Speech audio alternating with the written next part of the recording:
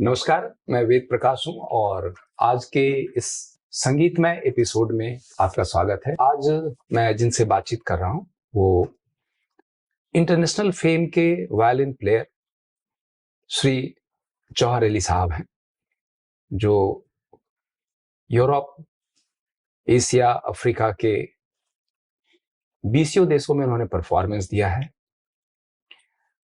सारी बड़ी संगीत की संस्थाओं से जुड़े रहे हैं और उन्होंने बहुत ही उच्च स्तर के परफॉर्मेंस में जब उन्होंने भाग लिया है, साथ ही स्वच्छ भारत मिशन जैसे फ्लैगशिप प्रोग्राम के लिए भी उन्होंने परफॉर्म किया है।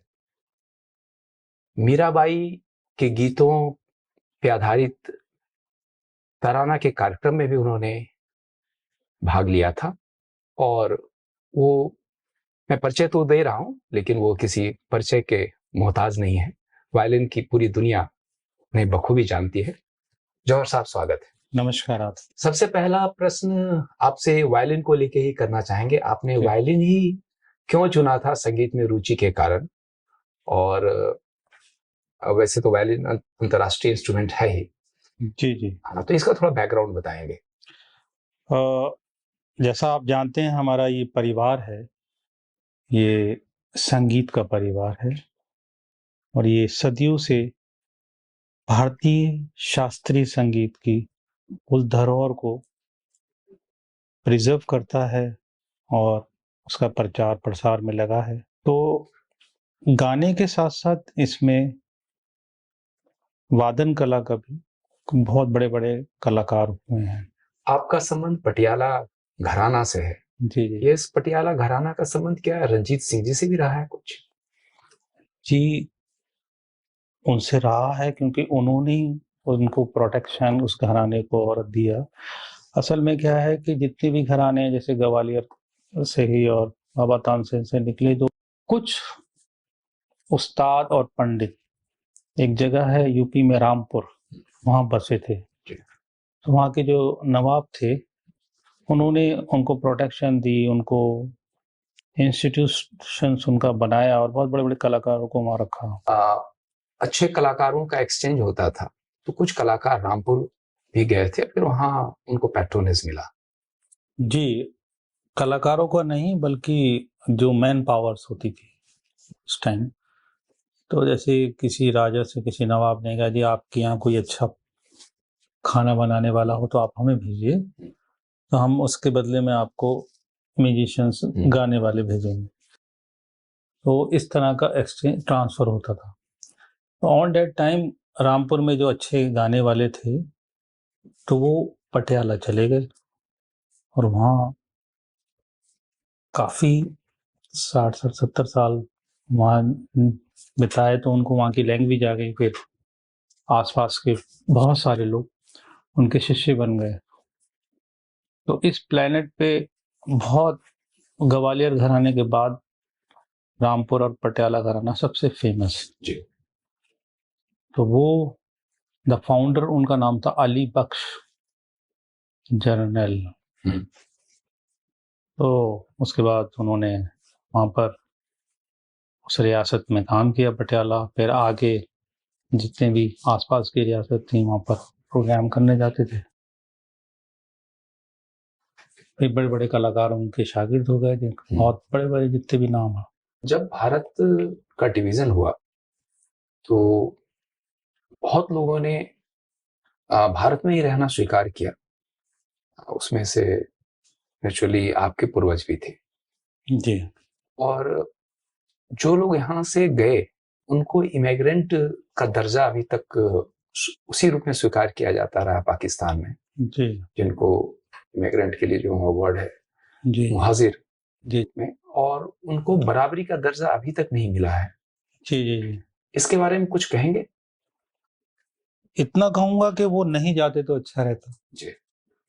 है ना। और वो जब वहां जाके वहां पर कोशिश तो उन्होंने भी की कि बात बने, लेकिन वो यहाँ जैसी बात बनी नहीं। वो स्वीकार्यता उनको वहां नहीं मिल पाई। और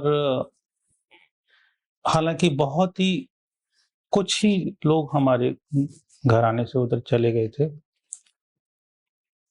लेकिन वहां जाके भी उन्होंने आहिर भैरव का नाम आहिर भैरव ही रखा। रामकली राग को रामकली कह के ही गाया, राग भैरवी को उसी तरह रखा। अभी जो राग आप परफॉर्म कर रहे थे जी जी वह कौन सा राग था? जी, ये एक बहुत ही फेमस राग है आहिर भैरव। भैरव एक स्पिरिचुअल हमारी मान्यता भी है, और भैरव एक थाट भी है। थाट का मतलब होता है मेन ब्रांच ऑफ द रागा, जिससे राग निकलते हैं। तो भैरव थाट से बहुत सारे राग निकलते हैं। तो ये एक स्पिरिचुअल टाइप का राग, और स्पिरिचुअल फीलिंग्स में जो स्वर होते हैं उनकी शुरुआत कोमल स्वर से होती है। देखिए विशेष हमारा, बात हाँ, हमारे शास्त्रीय संगीत में इस चीज का बड़ा ध्यान रखा गया है कि जूं जूं समय सूरज अपनी गर्मी छोड़ता है, म्यूजिकल नोट्स शार्प होना शुरू हो जाते हैं। है। शायद तो कोमल होने के कारण राग भैरव शो हमें हाँ गाया जी, जाता है। हाँ जी।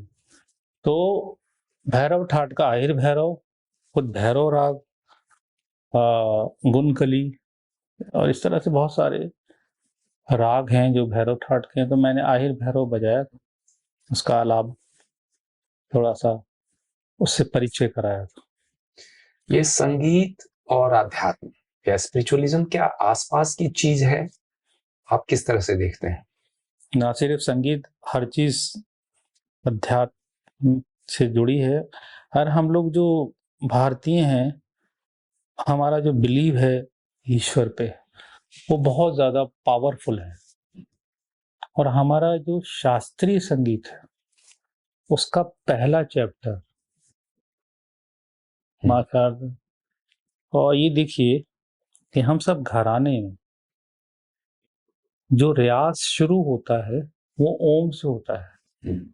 तो we believe that Om doesn't belong from any particular religions, ये सबके लिए है। अब आप ये देखिए कि जब हम वायलिन में बजाते हैं तो वो साउंड ओम का हमारे घराने के लोगों ने किस तरह से स्टैब्लिश किया है।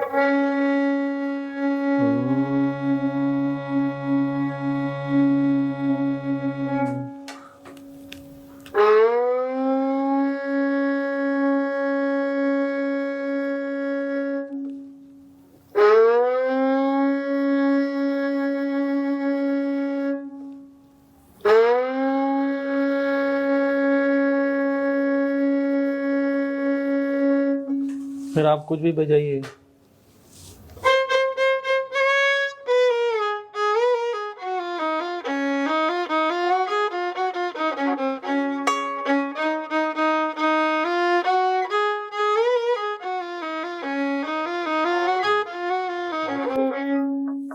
इस पे कुछ वंदे मातरम कुछ बजा सकते हैं? हाँ हाँ, सब कुछ बस।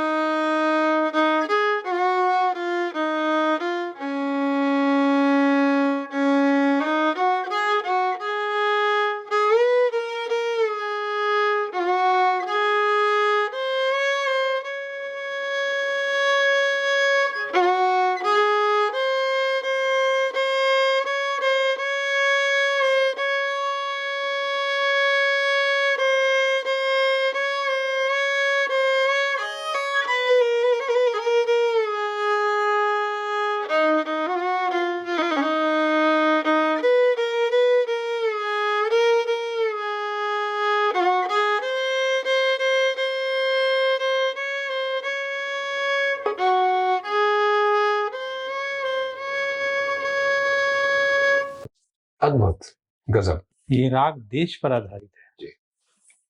देखिए जो सीनियर हैं उन्होंने राग भी वही रखा, राग देश, देश प्रेम का, सारे मापा निशा सानी था पा मागरे।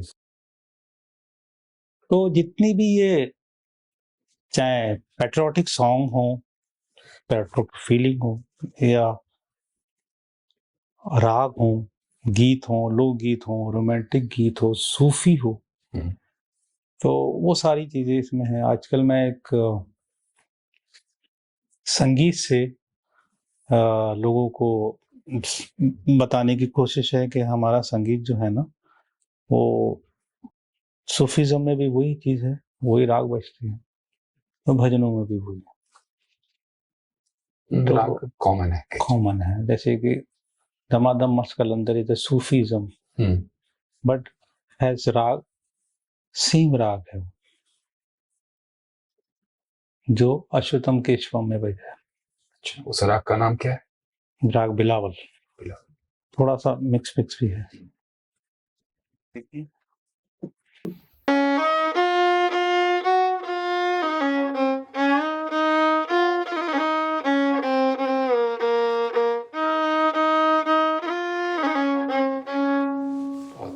ठीक है, बहुत बढ़िया।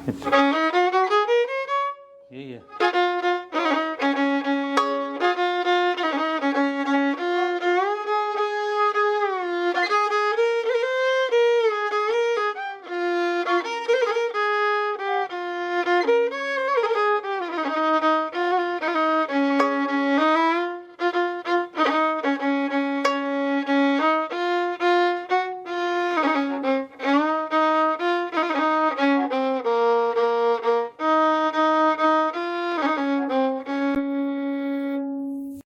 जबरदस्त। ठीक है ना, तो ये लोगों ने बहुत पसंद किया।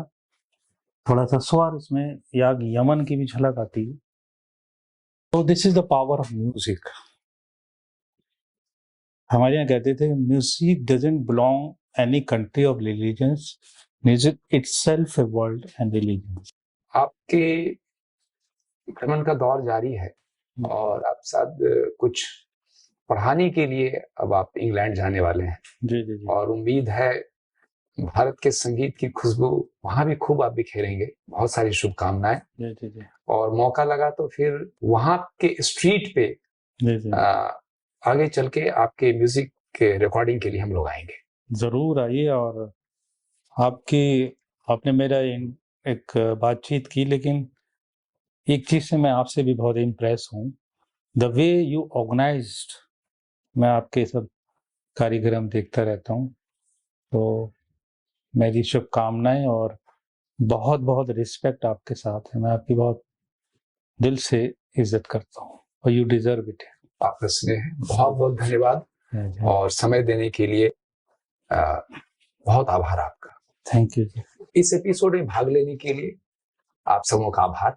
कृपया हमारे चैनल को लाइक करते रहें, सब्सक्राइब करते रहें और कृपया शेयर करें। धन्यवाद।